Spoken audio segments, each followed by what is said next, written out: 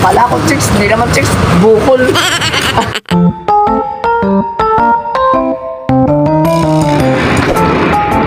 Yun. Hindi mo alam eh. Saan punta? Dun sa puno, mamahinga na. Maraming chicks dun eh. Ito ayaw ba yan? Masundan niya.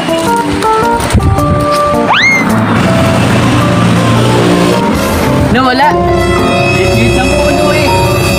Bigla nawala. Hihira naman yun. Ano ito? Andiyan ka pala.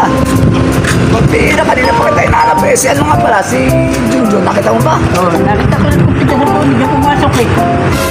Diyan, pumasok. Eh, wala naman tao eh. Hindi pa rin pumasok.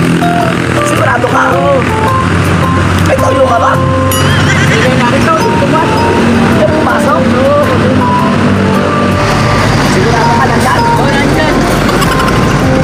Nandyan talaga? Oo, nandyan. Huwag nandyan lang.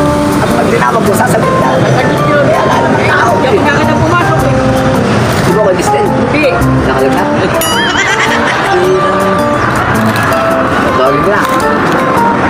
John! Bakit? Dito ka!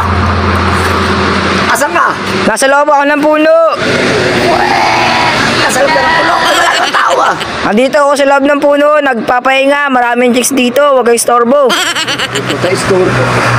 Pira ka kanina ko pa namin nahanap eh. Namamahinga nga ako dito sa loob ng puno.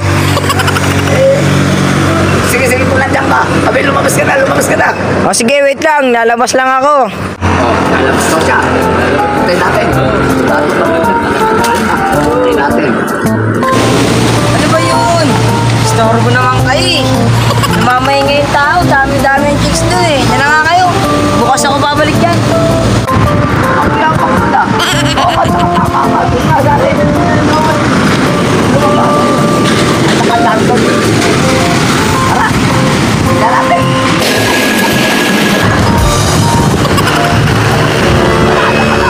Asan yung chicks dito? Saan ba kasi? Hindi ko alam eh. Nasaan ba kasi kuya? Diyan. Oh, wala naman kasi. Bakit mo ito? Tama. Kuya.